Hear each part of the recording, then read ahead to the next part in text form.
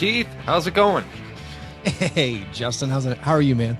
I'm not too bad. I'm not too bad. I actually forgot for a second that I was doing this today, and Yeah? I'm glad that I forgot because I accidentally ordered an awesome breakfast from DoorDash, and now I get to brag about my one This day is that I good. can have like a really plain breakfast because I'm just going through a bunch of like reporting at work Yeah. today, so I was like, you know what?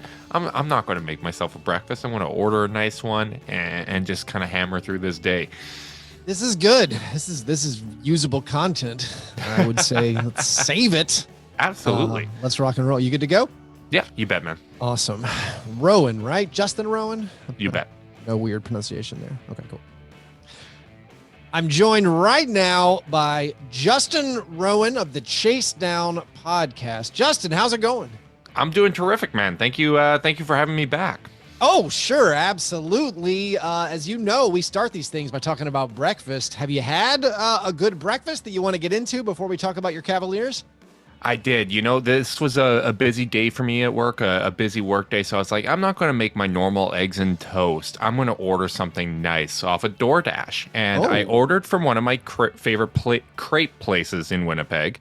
And I got the jalapeno popper crepe. So what we're talking about here is sriracha cream cheese, candied jalapeno peppers, cheese, bacon, and eggs in a gluten-free crepe. Fantastic. That is a way to start off a day. That is extravagant. It's sounds very amazing. extravagant. The candied jalapenos. Wow. Mm-hmm. That sounds. I wish I could taste it. I don't know if I could DoorDash that from Winnipeg. It'd probably be a little different, what that would be difficult, involved with. Yeah. you know, and in a lot of ways, Evan Mobley really is the candied jalapeno of this rookie class. So, Whoa, let's explore that more. Fitting. How I wasn't ready for the transition, the segue into the basketball. I want to know more about, if there was a way, is dry ice involved where I could get this thing shipped to me? Are there supply chain issues that would keep that from occurring? I think the real issue is the border. Getting across that thing's a little more difficult these days. So I think whatever dasher you had doing that kind of straight shot down from Winnipeg might be tricky. I hear the current administration very strict about importing anything with dairy from Canadian. We don't want Canadian. I wouldn't trust it. I honestly, I wouldn't trust it. I wouldn't trust any Canadian dairy. So Evan Mobley's awesome. I have grown enamored with the Cleveland Cavaliers, a team I have no interest in. I'll be honest. Previous seasons, zero interest. I found myself rooting against LeBron James, sometimes rooting for LeBron James. When LeBron James left, I have no need for this team. And now, unlike a team like, say, the Indiana Pacers, who bore me to death, I have grown excited about this Cavaliers team. I've been watching them. Evan Mobley is tremendous. This team, your Cavaliers, they're good, just period. Like they're actually good. Yeah. When did you find out they were good? I know fans are a lot of times, we're optimistic. We're like, our team's going to be great.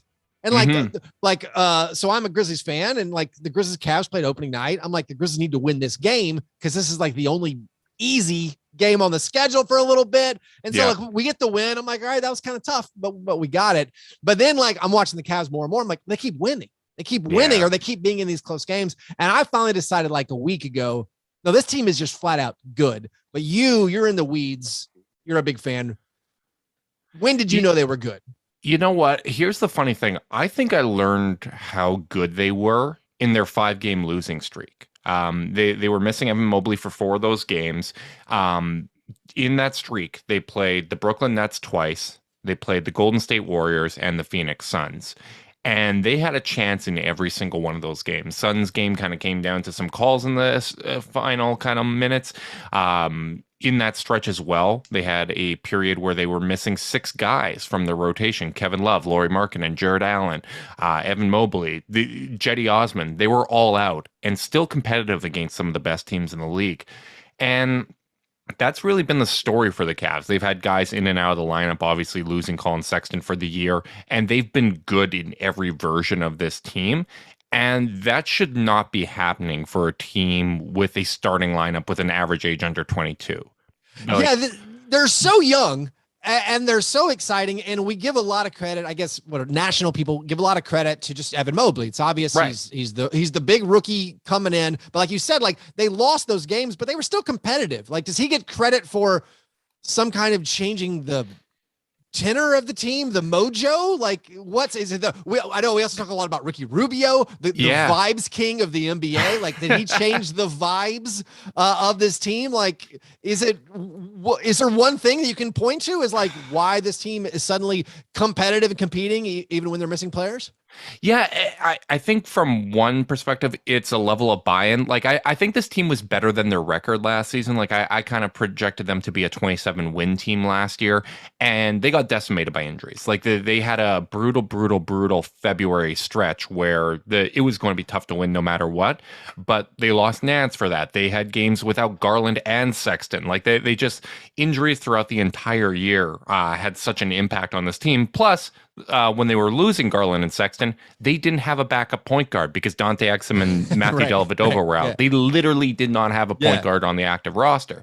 So I think this team kind of got sick of losing. This is something that the young guys have talked about a lot.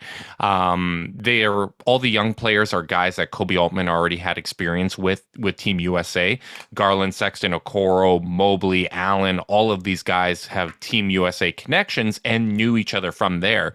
And all of them are kind of these hard worker guys that, it's just about basketball for them. So the fact that you had these young guys coming together before the season, before training camp, 2-3 weeks before training camp, and doing a training camp, basically being like, hey, we're going to be really young. We're going to have a big learning curve because we're so young. So let's get a head start on developing chemistry. Let's work through all of this stuff.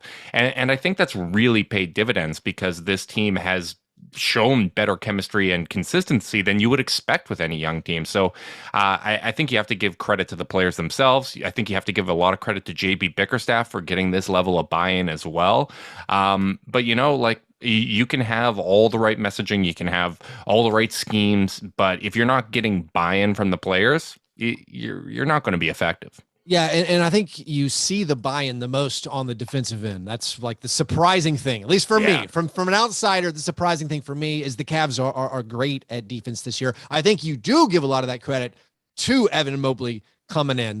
See the Cavs, they're 14-8 this year, just when Evan Mobley suits up and plays. And like the funny thing to me when I'm looking at the losses is like they're all like honorable losses. Yeah. They're all like, oh, you lost on the road at like the Suns and the Lakers. You lost to Utah. You lost at the Bucks. Like all the losses are good. There's not many blowouts. Their point differential is great for the year. And I find this really comical. And I guess we can get into it now. I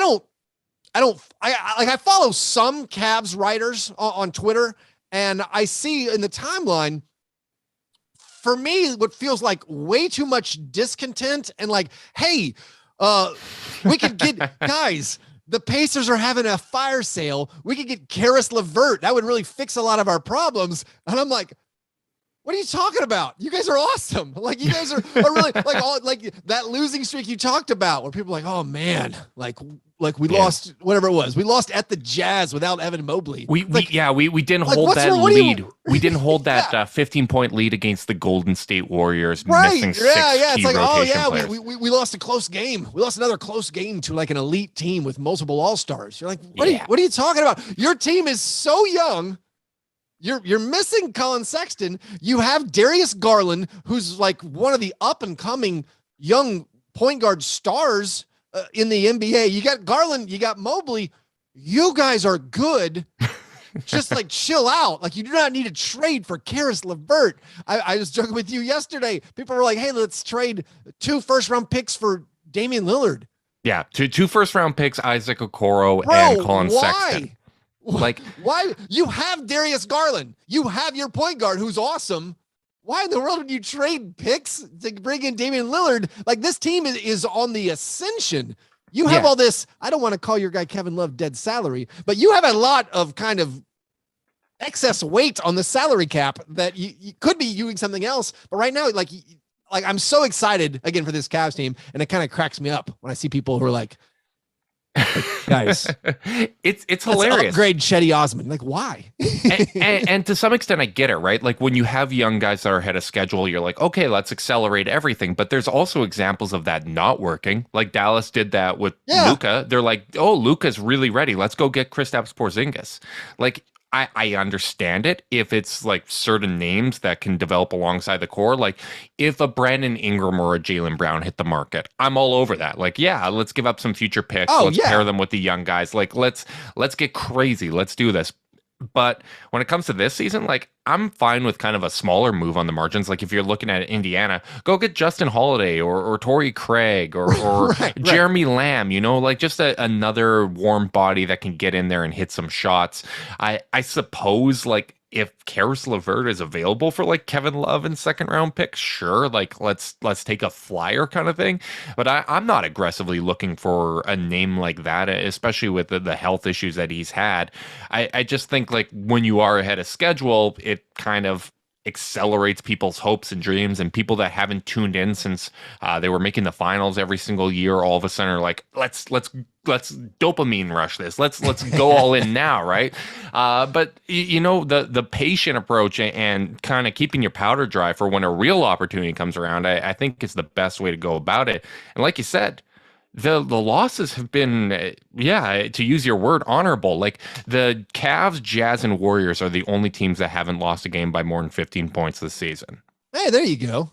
Like that is nuts. The Grizzlies have lost 7 by like 25. I mean, you guys, when the Grizzlies lose, we like to lose. Like, exactly. We don't mess around. Yeah. Especially in this NBA with like 3-point variance and all that kind of stuff. Like you can have 30-point losses and 80-point wins, right? Like I love what's going on with Memphis too. Like they're an example of a team that's been competitive without missing guys, right? Like I think everyone puts all the credit to the stars still, but last year with Jaren Jackson Jr. out and Ja out, they were still winning some games. Now with Ja out, they're still winning games, and I think the hot takey people might say, "Oh, this is proof that Ja Morant isn't good." No, it's proof that the league is deeper than ever, and that's a really well coached, really well constructed team. And I think there's a lot of similarities in that sense with the Cavs. I agree. A ton of similarities between our teams, and especially with like the roster construction and future roster moves. As far as like you said, okay, if Jaylen Brown's available, fine. If we can get an all-star who's going to stick around for 5 to 7 years, but we also get it in the Grizzlies fan base where it's like, yes, we have a winning record. We have like the 8th best record in the NBA. But no, why would you trade 3 future first-round picks for like Miles Turner? Like that's not going to make us a title contender right now. Like, let's just see what happens. Everybody, also you got Jaren. You don't need Miles Turner. Like Jaren does a lot of the same stuff. Like I like Miles Turner. Intrigued. Listen, I'm intrigued, but I'm not ready to pay the price for what it would cost me. I'm intrigued that Lego has an $800 Star Wars Lego, at. I'm not going to pay the price to actually, get that in the door. That's fair. If I was you guys, I'd probably have more interest in Sabonis. I think there's so this is funny. This is funny. I've been preaching at people like we don't want Sabonis guys. Like really? Well, so for me, it's all the pairing. Like where you guys have set in stone going into the future. You have Darius Garland and Evan Mobley. Every roster move should be how does anyone complement these two cornerstones? Yeah. We have Ja Morant. We probably have Jaren Jackson Jr. Like I'm not, I still think, but like there's encouraging signs this year, right? I'm saying no, absolutely. Jaren Jackson Jr. has been great this year for the Grizzlies, but I'm saying okay, the Jaren Sabonis fit that makes sense. The Ja Sabonis fit, I don't like that. I want people. I want bigs who space the court, who are not in the paint, who can be vertical lob threats, who can be versatile defensive players. Sabonis is a good player. I think he would improve the Grizzlies, but again. It's the price. Interesting. It's the $800 Lego set. I'm not willing to pay the price to get Sabonis. Like if Sabonis is a free agent, let's talk about it. But I'm looking for ideal, again, in a lab in my brain, and everyone can have their own opinion and disagree. But I'm saying Sabonis, not my build him in a lab. He's not Karl Anthony Towns. Like that's the built in a lab. Give me that. Yeah. And for the Cavs, I think the built in a lab is a Brandon Ingram because you got a 6'10". I'm fine with that. Yeah, absolutely. Wing. Like you can get weird and keep your massive front court. Like Brandon Ingram, Jaren Jackson Jr. or Brandon Ingram, Evan Mobley, and Jared Allen. Jared Allen and Jaren Jackson Jr. got me mixed up there. Those three are massive. They are massive. They are mobile. Like that would be a freakish team, no matter who you put with them. So like that. That's my dream made in a lab scenario, and I would give up all sorts of future assets for that. I do kind of like that. So I hadn't mentioned Jared Allen yet. Jared Allen has been dominant this year. 70% field goal percentage, 17 points per game, 11 rebounds per game. Of these three guys, like if we're talking Darius Garland, Evan Mobley, Jared Allen, which one of those three guys is most important to winning a game for the Cavs this season? Not talking about building in the future. Yeah. I'm just saying, like, if you're missing one guy, who hurts you the most this year? That's a great question, and I love that it's like debatable. I hope that that's still the case by the end of the year, because it means all of these guys are contributing in major ways. When all three are in the lineup, they're 13-6 this season. That's what I'm talking about. They have a plus 10 net rating when they're all together in 360 minutes. Like they're unbelievable. But for this season, if I'm kind of looking at a driving factor of their success, it's Darius Garland. Yeah. When you look at the on-court, off-court splits for him, he's team best plus 11, basically. The offense is 13 points worse when he's off the court. Like off the court, the Cavs have a 97.6 offensive rating. On the court, it's 110.4. That's like the difference between a top 5 offense and the worst offense in the league. So when you have Garland being kind of this straw that stirs the drink offensively, that makes this team work, it takes them to another level, because the defense is always going to be good with or without Garland. Like the defense is awesome when you have Jared Allen and Evan Mobley. Those guys do their part on that end of the floor, and Garland makes the offense work. And I think especially because Colin Sexton is out and you don't have a lot of guys that are generating offense in that same way, that's why I would give Garland the nod for this season. That makes sense, especially with the positional scarcity. You know, not having you have Rubio to be a backup point, but then who else is playing a guard? So that makes sense. Let's frame it this way. If this team stays above 500, they should get an all-star. You would hope. So maybe the harder question, if one of those guys makes the all-star team, who would you say would be the most deserving between Garland, Jared Allen, and Evan Mobley? I think I would rank a Garland, Allen, Mobley this year. Okay. As great as Mobley's been, I probably just give the nod to those two, because Jared Allen's been so consistent this season. One thing I'm looking at right now is, to this point, the Cavs have had the hardest schedule in the league by a pretty wide margin. No matter what site you look at, whatever strength of schedule type thing, it's been nuts. It's going to be the easiest schedule in the season, or for the rest of the year. Yeah. And that's an opportunity for them to move up, especially with like Miami having injuries, Washington kind of coming back down to earth, and the All-Star game being in Cleveland. If they can, get into the 4 seed, maybe you could potentially get 2 of those guys in, which would be a massive thrill and one of the biggest surprises of the year. But Bam Adebayo's out, right? Like, so that might all open up an opportunity for Jared Allen to get an all-star nod. But if I had to pick one of them, I think I'm going Garland at this point, because he has very clearly made a leap this season. Yeah. And when you look back at that draft class, like he's probably going top 3 if you're redrafting it. Yeah. Talk about that strength of schedule. As far as I can tell, I think the 8 losses the Cavs have had with Evan Mobley, every team has a winning record. They've Boston. Played. All right, Boston's 500. So like that's if your worst loss is to the Celtics, that's pretty awesome. Here's the thing: they've played 26 games and they've played 2 teams below 500. That's amazing. That's absurd. Like, talked about, and I'm cheating there a little bit, because Toronto has dropped off since then, and Toronto's a below 500 team. But at the time, I think they were about a 4 seed. OG Anunoby was there. Like, you know what? I'm going to cheat a little bit, but that's crazy. Like, and that goes to show, just like, again, a team this young with that schedule, only playing winning teams, and they have an above 500 record. Like, they're probably better than their record. Yeah, that's right. Again, all the stats sites say like their projected record should be 16-10 based on their point differential. Somewhere around then. Again, against this league's toughest schedule. You mentioned Darius Garland. If there was a redraft of 2019, I made a joke on our episode earlier this week about how, like, like the Cavs got unlucky, fall into 3 in the draft and this year, and then fall into 5 in 2019. But like, it's been fortuitous. It's been absolutely perfect getting Garland and Evan Mobley. And now we look back, and as NBA fans, we're all hoping Zion Williamson comes back and plays because he's incredible. Yeah. But I got to ask you, if you're redrafting right now, is it Zion or Darius Garland? I'm so risk adverse. I'm probably going Garland. And like, this is one of those hindsight is 2020 things. Like going into that draft, I wanted Jared Culver over Darius Garland. That wouldn't have worked out. Oh no. No. That would not have worked out. I wouldn't have even said that. I'm just saying now on this podcast. I'll take victory laps, and I will also crap all over myself when I'm wrong, because I'm admittedly like not a big draft person, and everyone was all the draft Twitter people that are all smart. They're telling me, Jared Culver, it's basically like 95% RJ Barrett. Like, you can get a lot of that stuff, a nice big playmaking wing to go alongside Colin Sexton. I'm like, this is great. This is exactly what they need. But you look back at it, and they clearly made the right choice there. If we're looking at hindsight, New Orleans had the opportunity to draft Garland at 4 and pair him with Zion Williamson, and they traded back for that's incredible. Jackson Hayes, Nickeil Alexander-Walker, nice, but it's a good one.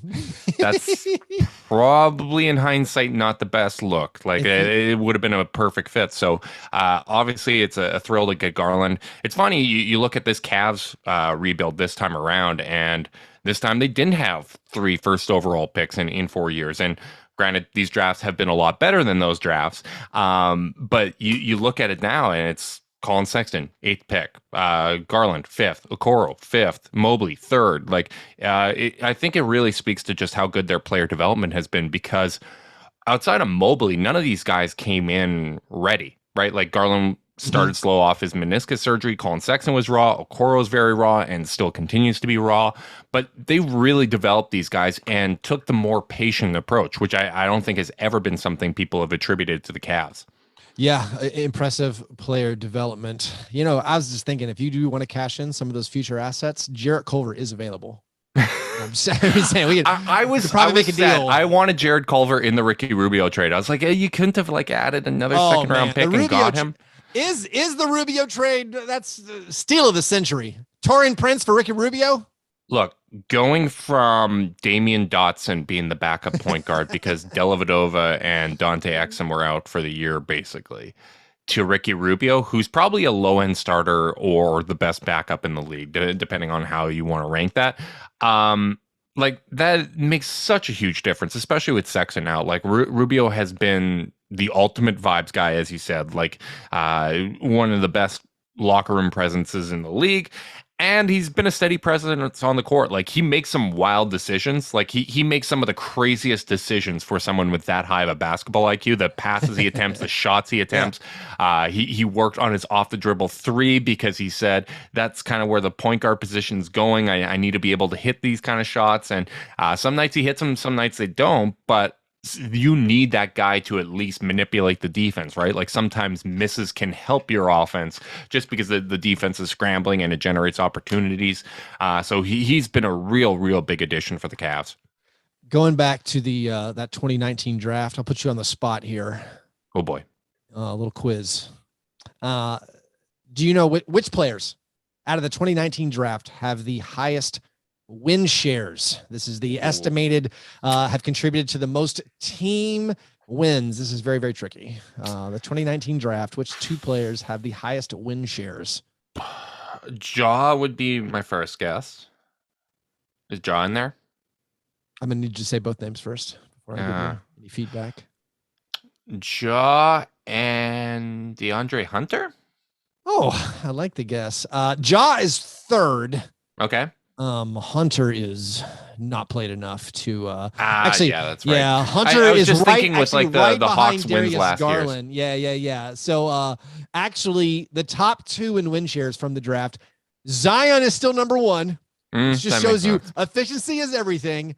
Yeah. And Brandon Clark randomly is number 2 for win shares, which might show the flaw of win shares, but that's a fun little stat. Funny story. I tried to order Brandon Clark Grizzlies jersey, like the Vancouver one, because I was like, oh yeah, that's perfect. Yeah. And I got it from like a knockoff site. I'm like, this is good enough reviews and whatnot. Honestly, the only way to get it, if you're lucky. And it came in, and it was a tiny little box that was fake Oakleys.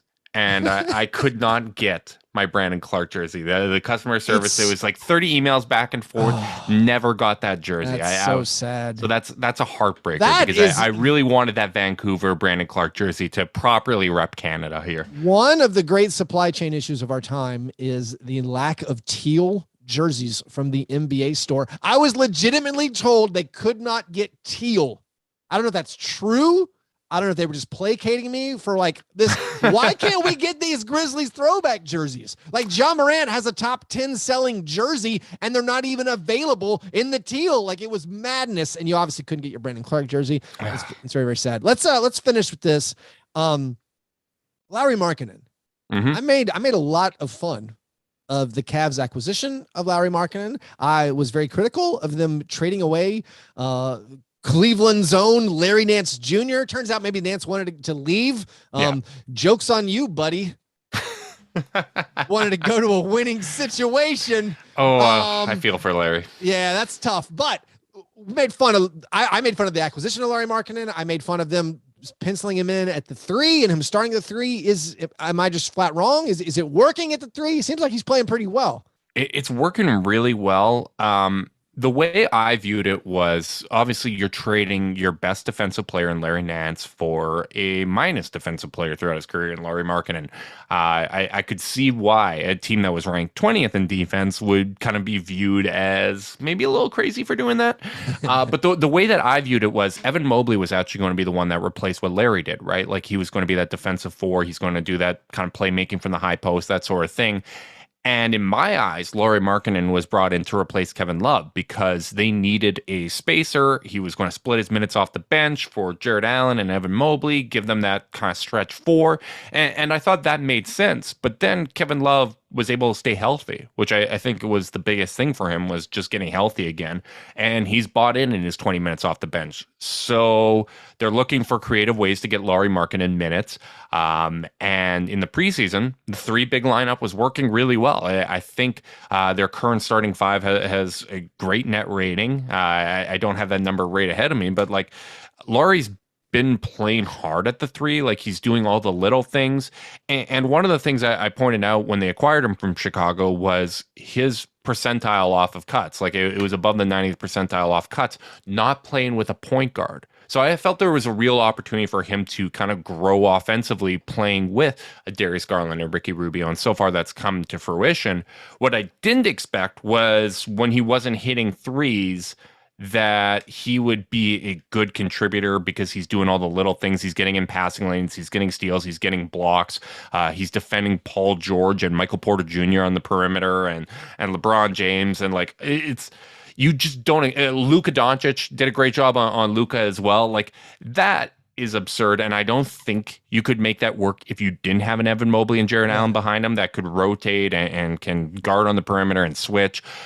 But at least within this Cavs system, he's able to become a passable defender and give them the spacing they need. So it's a lot of credit to him. He's showing stuff that I didn't expect. When we had Sidney Lowe, the Cavs assistant coach, on the podcast, he said Lauri's the one guy that like in every practice, he's sprinting through every single drill. Like he's playing as hard as he can. And that was not my impression of him at all. So I think for the people that were skeptical of the trade, there was a lot of great reasons to be skeptical about what he could do. But he's really doing a lot to kind of change my perception of him. And I think change his perception around the league.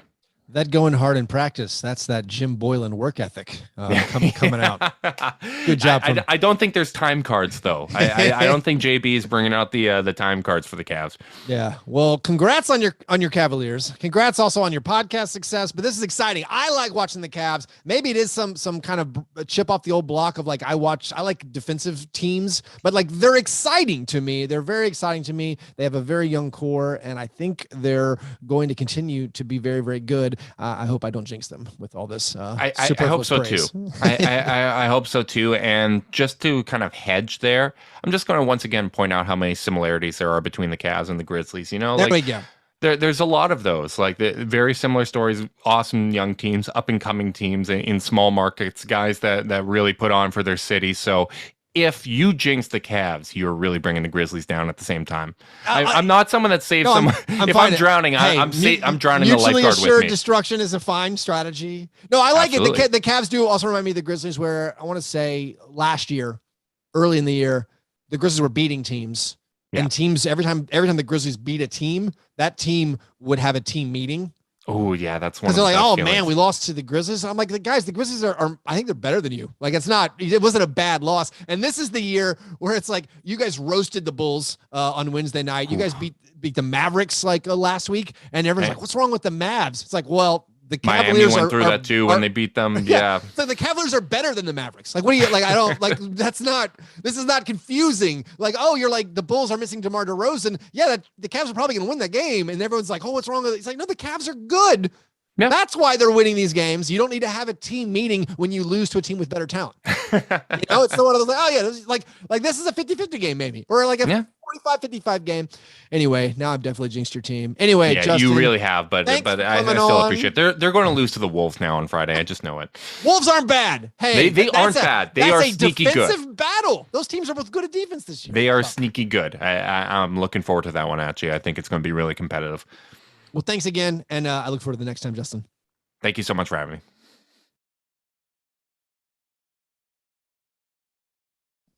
I'm looking up stats because I know nothing about the Pacers. Who could blame you? I haven't watched a Pacers game this year, I don't think. You haven't missed that much, other than being confused. Well, I made a joke.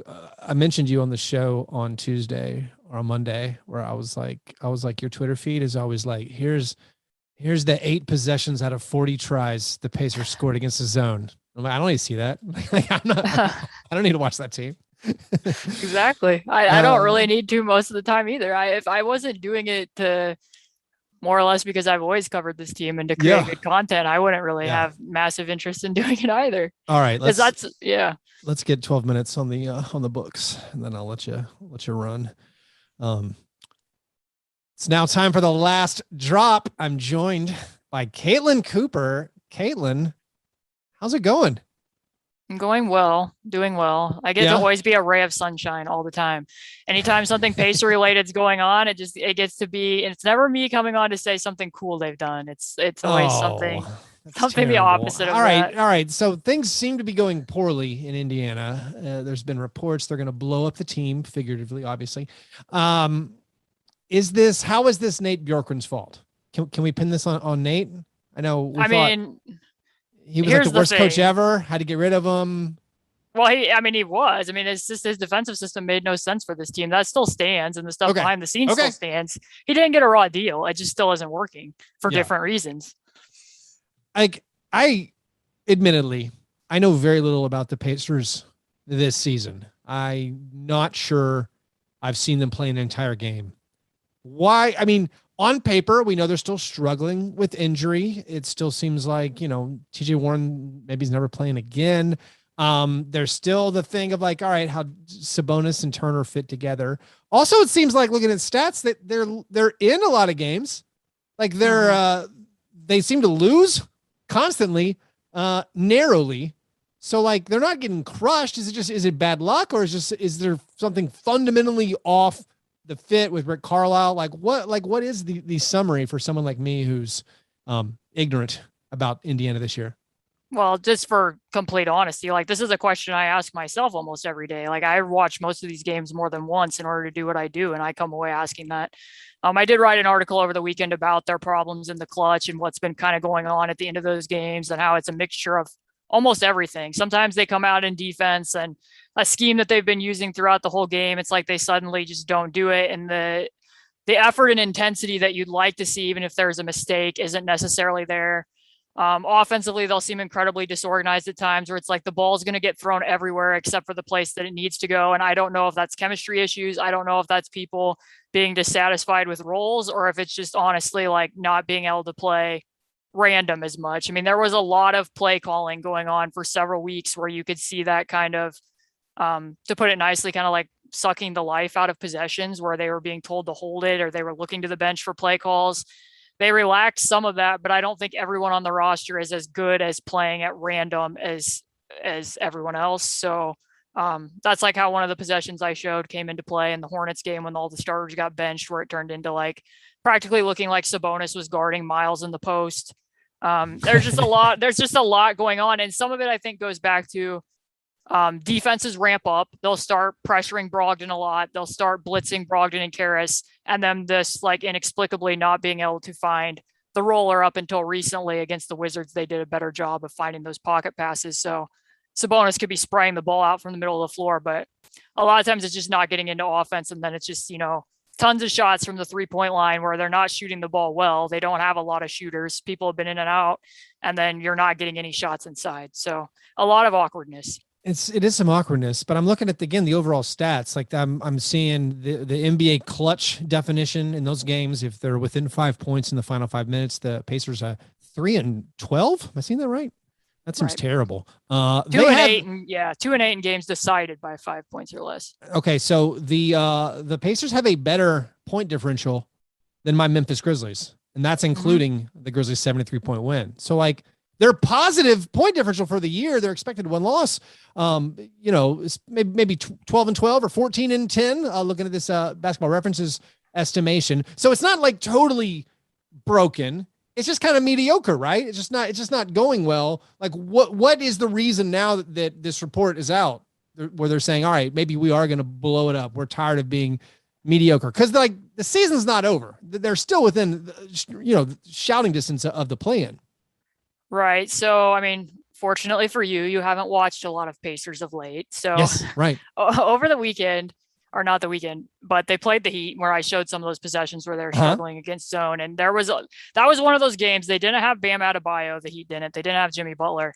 So I remember telling somebody before the game starts, if the Pacers win this game, it means nothing. If they lose it, it's going to mean a lot because like you can't really use the injury excuse in a game like that when you have your 4 type guys available. And this also happened in Denver where there's no Nikola Jokic, there's no Michael Porter Jr., there's no Jamal Murray. You lose the game. And in addition to that, like frustrations were very evident on the court. There was arguments going on. And then they struggled tremendously against that zone to do the basic things that they needed to do. And it just felt like that's going to be a turning point where, something probably needs to happen here. So I'm not completely shocked of the timing that they feel like, hey, maybe we've reached, the pinnacle of what this group can be. But I'm a little bit surprised that ownership was on board with it, given that there was some reporting over the summer that the front office might want to rebuild and there was pushback against that. So that's a little bit of a dichotomy. But I think from what is now being said, it sounds like the Pacers are kind of fronting as, we still want to make this group work. We still want to try to win games, but hey, trades could happen. Right. Gotcha. Was losing TJ McConnell the final straw? Oh yeah. Was that where you go to ownership and you're like, that. listen, we're already out on attendance and ticket sales with no TJ out there. Maybe let's McConnell to specify the TJ. Have to specify the TJs. There's a lot of TJs on out the Pacers. They're like now, okay, now maybe we'll accept a rebuild. Like, do you think if they trade something away, like all the guys, like if you talk about the players who are available, if we're mainly talking about Sabonis and Miles Turner, like what type of return would you be satisfied with as someone who watches the team, cheers for the team? Like, are you willing to give them away for like a young player and a pick, or you're saying, because both those guys are pretty young still, they could clearly be part of a good Pacers team several years from now. Like what's your threshold for trading away one of those guys? I mean, and this is why I'm kind of confused by what the word rebuild means, because in the reporting, it's saying they're open to a rebuild, but then it sounds more like they're ready to retool on the fly and keep some of these core pieces and tweak it. And then there was also additional reporting where, they didn't want to tank for a high draft pick. So at that point, like if you're going the full rebuild mode, to me, it would just be you're making calls about Miles and Sabonis and whoever offers you the most assets because you're going to be bad is what you're going to take. But if you're retooling on the fly, that's a very different calculus. And with regard to Sabonis, if it's purely on basketball and his contract, he has more years left than Miles does. They've never really had the team, optimized around him. What the current iteration is more optimized around what Victor would have been. So, you have him. I think he's their best player pretty definitively. So you have him for 2 more years. And if you try to retool with that and Brogdon and TJ Warren, if he does want to stay, you still have the option next year where it's like, hey, now we can move Sabonis. He's not in a contract year. That's not going to change. The team that you trade him to can still, have years left on him. So I can see that as kind of a half measure, but I'm also not Kevin Pritchard. So I don't know what people are offering him. If I saw those offers, my opinion might be the flip flop of that. Right. I mean, I have trouble coming up, even if it's fake trade machine. The only fake trade that I feel like makes some bit of sense is the one people talking about from the Warriors. If the Warriors are like, listen, we're done with, if it's James Wiseman or like Moses Moody. All right, then, okay, maybe you take a flyer on that if you're the Pacers. But I also look at the Pacers team. They're like I said, they're young. I know we make Chris Duarte age jokes, but Chris Duarte is just a year younger than Miles Turner and Domantas Sabonis. So it's like weird to get rid of your two better players who are under 25 or 25 or under to kind of, I mean, like if you get multiple firsts, but I can't imagine any team looking at the landscape of the league being like, here are like 3 first round picks for any of them. Like, I don't know the fit. Like, even if, like I kind of favor Miles Turner. I think he fits more places, but like if Sabonis is the better player, like what team out there is going to say, here are 3 first round picks or something for Sabonis? Yeah. I mean, it's difficult with centers. And I think that there's probably a sense in some circles around the league that people yelled at me for using the word fit earlier today, but like that he's a trickier fit on some rosters. Like, I think if you're going to be moving Sabonis, it might be easier for a lot of teams to think like that's something you do over the summer because maybe you're reshaping what your overall vision is going to be versus midseason. Then, Miles might be easier to slot in right away. In the Warriors system, with how much they want to play flow game and they need to have guys who process stuff really quickly and they run those mid post splits that Draymond does and the dribble handoffs. And like, we've never seen Sabonis with that degree of spacing. That would be one element of that. Like for the Pacers, if you watch him this year, he's constantly got 2 or 3 bodies around him with inverse gravity, in part because people care about him that much. I mean, Nick Nurse has said we're going to show 3 or 4 bodies at him, but also because they don't have the shooters to pry people away from him. So he could probably be at another level there. But from the Pacers perspective, it's what you brought up about Chris Duarte is kind of interesting because it was curious to me that if you're using the word rebuild, that he's completely off the table. He is only a year younger than Sabonis and Miles Turner. I mean, he would probably be one of their best assets in that regard because he's on a rookie scale contract. He's ready to compete now. That's why the Pacers drafted him, which is kind of interesting too, with having hired Rick Carlisle. You didn't draft somebody with upside. And there was reporting that the Warriors were interested in Chris Duarte and even continued to make calls about Duarte after the draft. So for the Pacers to then be like, hey, we're going to trade our best player to the Warriors for guys that we passed over in the draft to take Duarte. That's kind of hard for me to process what the actual direction is here. Yeah, I think I would be on board, and I'm not huge into like blowing up things that are vaguely working, even if it is stale. Like if you have good players, I like having good players. I could see like a half rebuild. Like you don't have to do much to tank with the flattened odds as far as this one season to finish this year. You could definitely end up in the, like as long as you have like the 7th worst odds, you're have a great chance at getting like a top 4 pick.